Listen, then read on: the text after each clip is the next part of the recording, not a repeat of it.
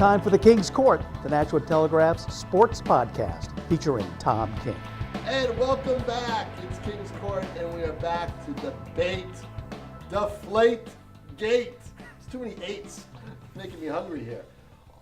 I can't believe, first of all, it's millions of dollars and 4 months later, and we're still, the weight of a football is this important to all of America, all of the world. It's just incredible to me. But Robert Kraft flew up the white flag a couple hours before we record this. And George Sione, what do you think he should have done?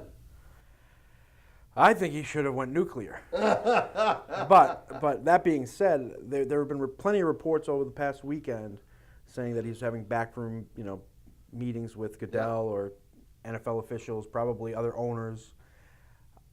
I guess I have to come on the side of he's either doing this to cut a deal so that his quarterback gets on the field in more games, whether it's reduced to two games that he's suspended, or they get rid of all four games and just keep a fine. Otherwise, he really looks like a fool for what he's done since the beginning of this, because right from the start he came out, we did nothing wrong. It said in the Wells report we did nothing wrong. They basically came out with a website saying this is what's wrong with the Wells report. George, and now all of a sudden they're putting the white flag up. George, the United Nations, you would fail completely. He has no choice. He's got to be diplomatic. Why? Because he is an esteemed member of the club, the 32 NFL owners, and he is prominent. Esteemed member. He's one of the ringleaders. He's prominent in that group because you can't go rogue if you're Robert Kraft. Now, if it were me, I probably would have done the same thing that he did. I would have hated to do it, but I don't think. Well, it wouldn't have been the first time you tuck your tail between your legs, Tom. That's we true. all know that. That's true because I wanted to hide in the corner because you know why, George? The corner is the safest place to be. I don't know. I just think that if someone was going to set a tone, I guess Kraft would be one of the guys that would do it. Would have to do it. Otherwise, there's just nothing. I guess there's really nothing else you can do unless you have to take it to court because there is no appeal process. Well, there is. Do you want to go through that? The league probably would have allowed him to appeal if he wanted to, but I think that he had. I think he's falling on his sword. Here's the thing. He's falling on his sword for Brady. That's how I'm looking at it. And if it doesn't come down that way, then he just looks like a fool. George, the thing is, he's got to do it this way because suppose this comes up with another owner, and Kraft is there. And Kraft believes that owner is guilty, and that owner should not sue the league, and that owner should take his discipline. He's got to. He's got to be that. They almost take an unofficial oath that the league is above everything else. Right. But what you're really saying with this is that we believe we're guilty, because if you're not guilty, you fight it tooth and nail. It's possible. It's possible. It's probable. It's probable. More probable than not. I don't think Robert Kraft believes he's guilty. I think Robert Kraft felt his hands were tied. Why do you suspend the two staffers? Because the league asked him to, reportedly. Okay, all right, but you don't have to do it. Right, but I think he thought he would catch a break from the league. And he didn't catch a break from the league. And that's going to be a problem, all right? Because now the league all of a sudden turned around and said, whack, whack, whack. Well, and he's got all these bruises on him, and he's like, you weren't supposed to hit me anymore. That's a very good analogy considering how much the NFL, That's true. Yeah, says that right. I know. Abuse is good. Abuse is good. I know. He had no choice. He had to do it, and now he's stuck. Well, I think he's stuck. He's stuck in looking like a fool. He just basically alienated his fan base. Forget about the rest of the 31 teams in the league. They're not whether he does this or not. All the other fans, all the other team ownership, everybody. They're not going to all of a sudden say, "Oh, okay, the Patriots are taking their punishment." The question is, did he? They're going to hate him anyway. Did he alienate his quarterback? Well, that's it. I don't think he did. If he throws up the white flag and he's taking the punishment because he cut a deal to get Brady off, whether it's off all 4 games or get it reduced to 2 or 1, then that's one thing. But if he's doing this. And he's just taking the punishment, and he's basically admitting that the team did soming wrong, and he didn't cut a deal. I don't think he is. If he didn't cut a deal, then he's admitting the team did something wrong. I think that he just had to do it because he knows in the future. No, you don't have. If you're innocent, you don't have to do it. If you're innocent, you don't have to do it. He's admitting that they did it. So you don't watch as much TV as I do. They plea bargain on TV all the time. Well, that's the whole court system is plea bargaining. All right. We'll be back to talk about how the Red Sox pitching coach didn't plea bargain. He got tossed, but it may have made a difference. We'll talk.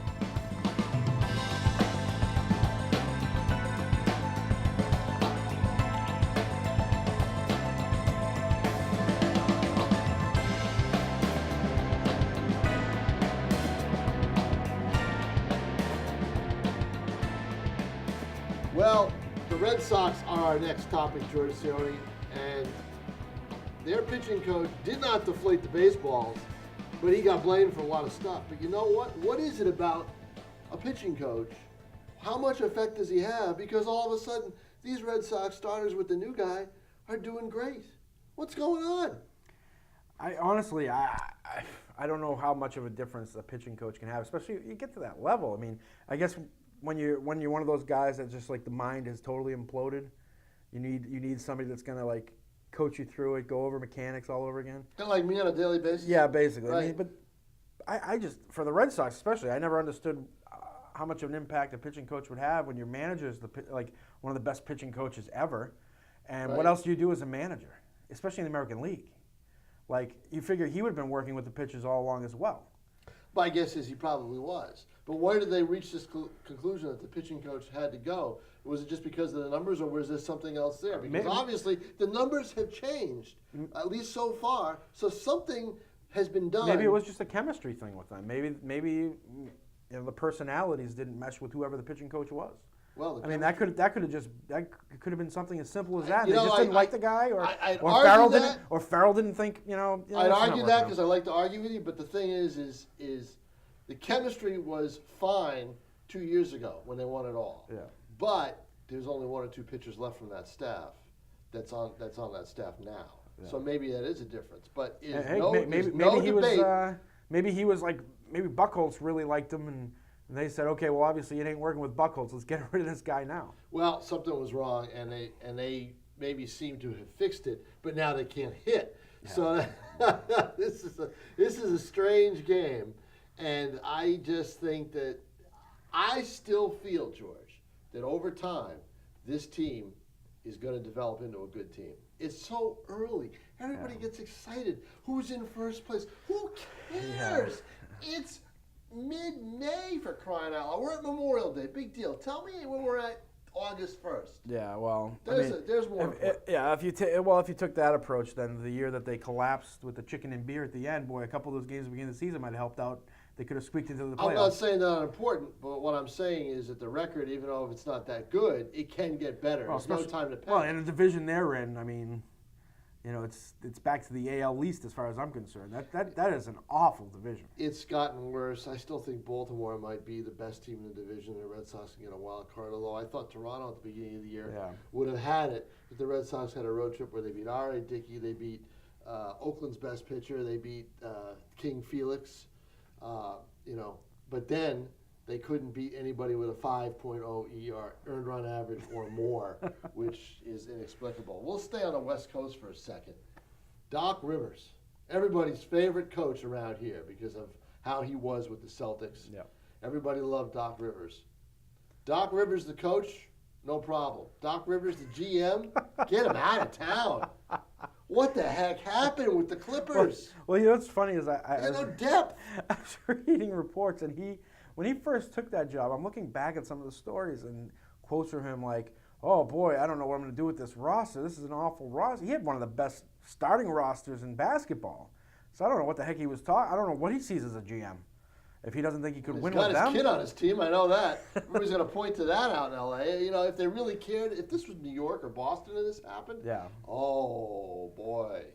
But I think even worse, you lost to Kevin McHale as a coach. Well, that's good. What's wrong with that? No. See, I like that. I was a big fan of that happening. I've always been a Kevin McHale fan. I think Kevin McHale can coach just because he's tall, I think.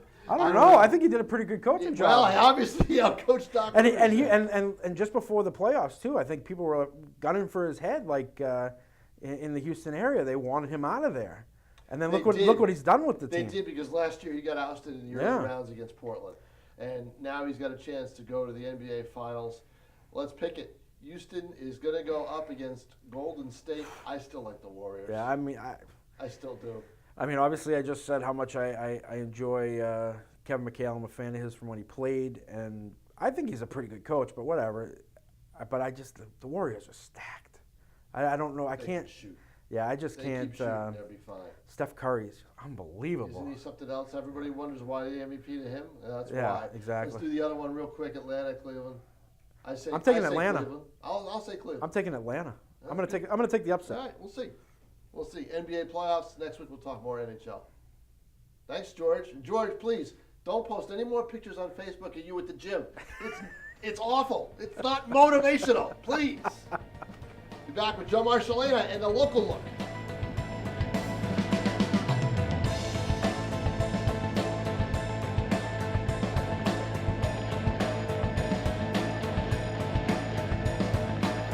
Back here with Joe Marcellina, I'm Tom King.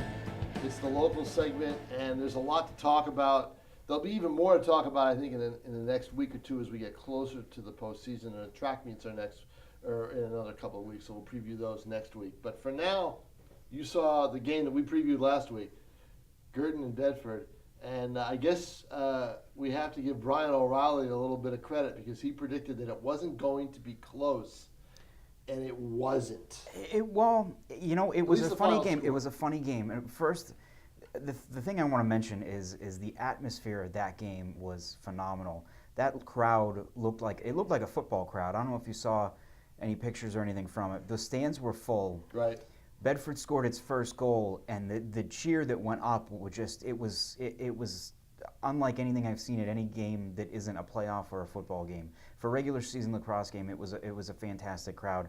I couldn't guess at how many people there were, but I mean, It was four figures. it could have been close. Hard to tell because I heard that the parking lot was full because there was also a play going on at the same time in the high Why school. do they have a theater and sports together? I Come don't know. on, you I don't can't know. do that. They should have figured out a way to package them together, though. Get a 2-for-1 deal going. You could have gone see the play early in the day, go back and see the lacrosse. Go back I and don't see the know. lacrosse. I know. But so you know, was it 72 games? How many games? 72 game winning streak streak that gone. went Yep. down. They're now at a 2-game winning streak after beating Sauhegan and Hanover over the last few days. It was a funny game because Bedford came out and scored the first 2 goals. They had the lead going into the second quarter. But when you go back and look at it, BG hit 4 pipes in the first half. Mm-hmm. 2 on their first possession. It could have been worse than it was. But then again, you look at the second half, and Bedford made some stupid mistakes that you make when you're down by 11 goals, and you're pressing too Right. hard to get back into a game. But see, you said the magic word: down by 11 goals. Down by For a 11 team goals. That is, for 2 teams that are supposed to be that powerful, there's definitely. They made it a 1-goal. there's Bedford made it a definitely- 1-goal game in that third quarter, and then all of a sudden BG did what BG does. And right. this year, more so than ever, they do what they need to do to win. If they need to go on an 8-0 run, they go on an 8-0 run. If they need to just kill clock, they kill clock. Where do you think Chris Cameron would rate this team compared to his other teams? That's hard to tell. Hard to say. I haven't asked him that lately. I know at the beginning of the season he wasn't sure how good this team would be compared to last year because Right. the depth isn't the same, but the talent, high-end talent, is still there. We'll find out a lot about them on Wednesday. What they do on Wednesday, where they go down into Mass to play Duxbury, who just lost a game of their own on Monday, and heard there were some fiery comments after that game. So it should be interesting to see what kind of game happens on Wednesday. Wilton softball, defending champions, and a chance for another one maybe. What's going on? What are they doing out in Wilton that makes their softball team so good? For years and years and years, it was that the rest of the Southern teams that they play were so bad that they'd beat up on them. They'd go 20-0 or 19-1 and get into the Final Four. Now they got some legit. Not that they didn't have legit players before, but the South is now better than the North was back in those days. I'd say in the last 4 or 5 years, the power's definitely shifted down to this part of the state. Last year, for the first time, they didn't play a Northern team in the final. They beat Portsmouth Christian. Beat them again Seacoast, this past Thursday. Yep. And probably one of the more entertaining softball games, Beat 'em regular by a season run, games. correct? In the 8th inning, walk-off win for them. And that's what they've played. The last 5 times they've played in the last 2 years, it's been a 1 or 2 run game. They've got some quality players. Ali Schwab, their catcher, who's been starting since she was a freshman. Sarah Holka has been a great pitcher for them. I believe she's just a sophomore or junior as well. They also have an 8th grader who is starting at third base for them. Comes in and pitches. She's a lefty. She comes in and pitches at the end of games just to kind of throw teams off when they need it. She's an 8th grader. Started playing for the varsity when she was in 7th grade. She looks like she could be a senior sometimes out there. Oh, watch out for those 8th graders. I bet those seniors don't like being shown up by, by an 8th grader. Campbell baseball, they are undefeated as we record this, but they've got 2 games down the stretch. Hopkinton is one of them, and Madnock's another one. But they are, I can see why they're good this year because they can hit the baseball. And it's funny, Jim Gorham knows the game inside and out. And he says, what do you say when you walk up to a coach, he tells you, we haven't hit a home run all year. And then in that game, they hit a home run to tie the game. I mean, it's incredible. It's incredible the magic buttons some coaches push. They must do the same thing out there that Wilton does with the softball team. How do they're in it every year, it feels like. And you credit the coach, too, but that's got to be a great feeder system out there, great interest in that division, too, where there's just, I think there's 400 teams in Division III. So to come out and be the top Actually, 4 every year. 450. 50? I Okay. counted. And they all make the playoffs. I know, no doubt about it. But Jim Gorman, it should be an interesting tournament with Campbell coming up.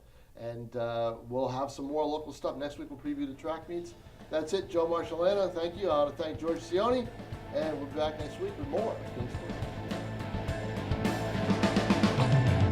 And that's it for the King's Court, the Nashua Telegraph's sports podcast featuring Tom King.